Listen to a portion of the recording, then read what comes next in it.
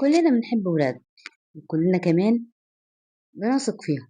بس يا ترى هما بيثقوا فينا؟ يا ترى هما بييجوا يحكوا لنا على أي حاجة بتحصل لهم؟ يا ترى كمان بيفكروا إن إحنا قد الثقة دي؟ في كتير من الولاد والبنات بيدوا ثقتهم كلها لأصحابهم، مش لأمهم ولا لأبوهم أبدا. ودي بتبقى إحنا اللي زارعينها من الأول، مش هما اللي طلعوا لقوا نفسهم كده. معاملتك معاهم وثقتك فيهم فعلا مع بعض النهاردة هنشوف ازاي نكسب ثقة ولادنا، وازاي كمان يشوفونا احنا الملاذ الآمن ليهم وما يدوش أسرارهم لحد بره. ولو أول مرة تشوفيني فدي قناتي راحة كيان، إن شاء الله هتكون ملاذك الآمن، جاوبك على أي سؤال بيدور في دماغك. ويلا نبدأ بسم الله. طبعا في الأول لازم تكوني عارفة إن ثقة ولادك ما بتطلبش، يعني مش هيجوا يقولولك احنا واثقين فيكي، ولا انت هتطلبي منهم وتقولي لهم خليكوا واثقين فيا. لأ، دي بتيجي من التصرفات بتاعتك والأفعال بتاعتك، مش بالكلام أبدا. التصرف اللي انت بتصرفيه قدامهم هم بيشوفوا من خلاله ثقتهم فيكي عاملة ازاي، وكمان بيشوفوا ثقتك فيهم عاملة ازاي. أول حاجة لازم نسمع لهم كويس، لازم نشوف تفكيرهم عامل ازاي، نسمع كل جوارحنا، نفهمهم، نسمع باهتمام. ما ينفعش ان احنا يكونوا هما بيتكلموا معانا في موضوع مهم واحنا ماسكين التليفون بنكلم حد تاني في التليفون، بنبص على التلفزيون ومنشغلين في حاجة تانية. لأ، يجي ابنك أو بنتك يكلمك سيبي اللي في ايدك وتسمعي له، لأن لو انتي في السن ده، في أي سن والله، ما سبتيش اللي في ايدك وسمعتي له، هو مش هيسمعك بعد كده. كل أسراره هتكون مع حد تاني بره. أي حاجة هتحصل له مش هيجي يقولها لك، أي حاجة تعباه مفرحاه هيشارك حد تاني بره، مش هيشاركك انت. فلازم تسمعي له، لازم تحسسيه انك مهتمة بالكلام اللي هو بيقوله، حتى لو كلام صغير، كلام بسيط، كلام سمعتيه منه مليون مرة قبل كده، بس انك تحسسيه انك سامعاه في المشكلة اللي هو حاسس بيها او اللي هو بيقولها لك. دي حاجة كبيرة جدا. وكمان انك تشاركيه بحل المشكلة اللي جاي يقولها لك او حل اي حاجة هو عايزها منك، دي اهم كمان. بس الاهم حاجة وانت بتسمعيه اوعي تقاطعيه، واوعي كمان تحكمي على الكلام اللي هو بيقوله. اسمعي للاخر وبعد كده فكروا مع بعض في حل. بعد ما تفكروا في حل اطلعوا من اللي حصل ده بحاجتين تلاتة مفيدة كده، او تزرعي فيه قيم حلوة من خلال الحاجة اللي هو حكاها لك. تاني حاجة خليكي صادقة معاهم، لما توعديهم بحاجة اوفي بيها. لو عايزة تعاقبي على حاجة عاقبي، لازم أي حاجة تقوليها نفذيها. معلش، لما انت ترجعي في كلامك مرة واتنين وتلاتة وعشرة، هيجوا هما بعد كده لو شديتي عليهم شوية وقلت لهم أنا هعمل كذا وكذا عادي، ما هي بترجع في كلام، ما هي بتقول كتير وما بتعملش، مش هيسمعوا كلامك بعد كده. في أي موقف يكون إيه حتى وانتي خدتي قرار بحاجة معينة اوعي ترجعي فيها. تالت حاجة افهمي مشاعرهم، احتويهم، قدري الكلام اللي هما بيقولوه، ما تقلليش أي مشاعر هما بيحسوا بيها. ساعديهم إن هما يفهموا المشاعر دي، وإن هما إزاي يتعاملوا معاها، وإزاي كمان يوظفوا المشاعر دي في الطريق الصح بتاعها.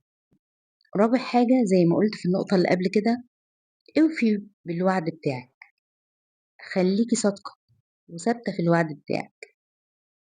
لأن الوفاء بالوعد ده غير إن هو طبعا بيعلمهم إن هم يكونوا كده مع الناس بعد كده، ده جسر ثقة ما بينك وما بينهم.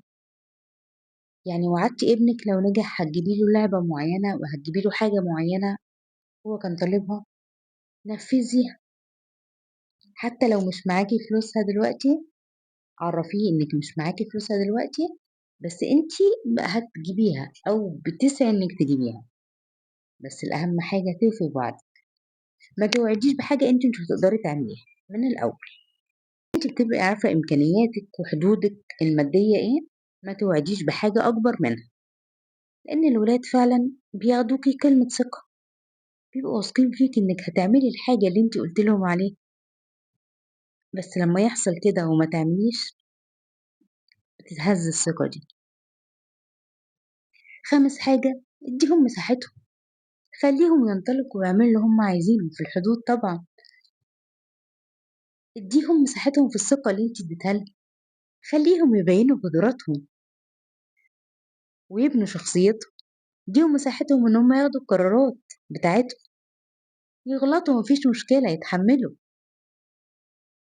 لمّا هم ياخدوا القرارات بتاعتهم من صغرهم كده، هيكونوا شخصيات قوية لمّا يكبروا، يعرفوا إزاي ياخدوا القرار ويعرفوا إزاي يتحمّلوا أخطاء القرار ده، وطبعًا يفرحوا بإنجازاتهم اللي هم بيعملوها، وأكيد القرارات بتبقى على حسب كل سِن طفل، أنتِ بتدّيهم حاجات ياخدوا القرار بنفسهم بإشرافِك طبعًا، بس النتيجة بتكون ليهم هم، لإن هم اللي واخدين القرار.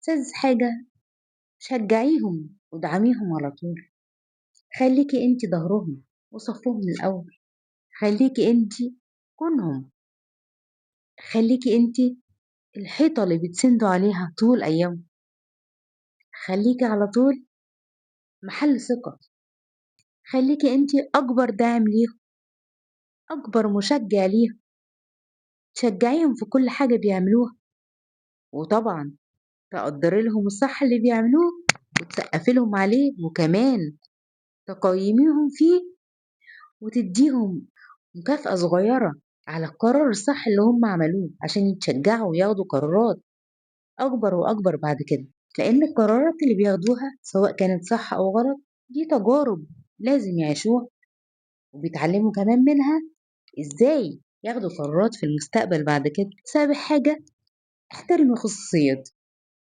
طبعًا أطفال كتير ما بتحبش حد يتدخّل في خصوصياتها، هتيجي أم تقول لي: "لأ، أنا ما باشوفش إن في خصوصيات ما بين الأم وأولادها." لأ، في أطفال بتحب الخصوصية، نحترم الحاجة دي، نحترم إن هُم بيبقوا حاسين إن هُم كبروا شوية، فعايزين خصوصية. ما هو أنتِ لو عملتِ النُقط اللي فوق كلّها دي، لو سمعتِ لهم وبقيتِ صادقة معاهم، وهتكوني فاهمة مشاعرهم اللي هُم بيحسّوا بيها، وبتدّيهم مساحتهم، وبتدعميهم وتشجّعيهم، فأكيد هتكوني عارفة هُم بيفكّروا إزاي، هتكوني عارفة إن هُم مش بيخبّوا عليكِ حاجة غلط، هتكوني عارفة إن خصوصيتهم دي بتبقى حاجة خاصة بيهم، إن هُم قاعدين بيفكّروا في حاجة معيّنة، بيفكّروا في حاجة هيعملوها مش عايزين حد يقاطعهم.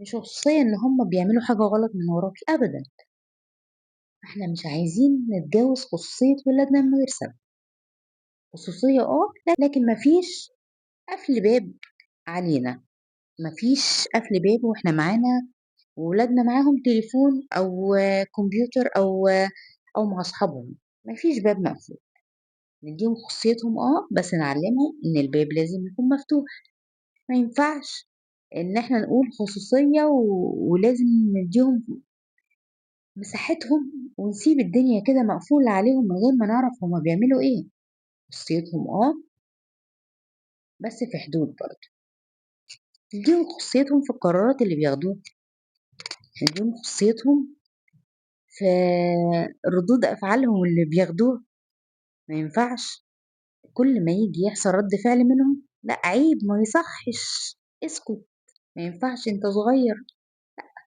نديهم مساحتهم بمعنى أصح. من حاجة ودي حاجة بجد باشوفها إن في أهالي كتير ما بتعملهاش، العدل ما بينهم. العدل ما بين ولادنا دي حاجة بتديهم ثقة كبيرة في نفسهم وفينا، تحسسهم كمان بالأمان وبإن إحنا بنحبهم زي ما بنحب إخواتهم. العدل في المشاعر بنحاول نعمله على قد ما نقدر، مع إن أنا عارفة إن ساعات بيجي علينا مثلا وقت بنحب طفل أكتر من طفل، دي بتبقى حاجة غصب عننا، بس لازم نبين لهم إن إحنا بنحبهم كلهم زي بعض. العدل في الأشياء المادية اللي بنديها لهم، في الهدايا اللي بتجيلهم. العدل ما بين الولاد ده حاجة بجد، والله والله والله بتأثر بطريقة غريبة في نفسية الأطفال لما يكبروا. لما الإخوات كده بيكبروا ولو مفيش عدل ما بينهم وهم صغيرين، بتلاقي إخوات ما بيخافوش على بعض، ما بيطقوش بعض، بي... بيفكروا في نفسهم، ما بيفكروش في بعض. الحاجات دي كلها بتزرع من واحنا صغيرين، لو ما خدناش بالنا منها كويس هيطلع إخوات جاحدين، أولاد مش برين، أولاد ما بيخافوش على إخواتهم ولا على أهلهم. فإحنا لازم ناخد بالنا من الحاجات دي من وهم صغيرين عشان نتيجتها تظهر لما يكبروا. وخليكي فاكرة إن أي ثقة بتبنيها ما بينك وما بين ولادك النهاردة بتخلي علاقتك بيهم دايمة طول السنين، بتخليكي انتي السند الأول ليهم، انتي ظهرهم وحمايتهم وملجأهم.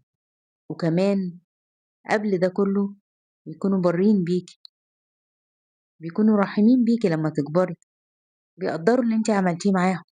وما تنسيش تشيري الفيديو لأي أخت أو صديقة محتاجة الفيديو دوت، لأي حد شايفاه ملهي عن ولاده، لأي حد شايفاه ما بيعدلش ما بين ولاده. وانتظروني في رحلة جديدة من رحلات كيان. بحبكم في الله.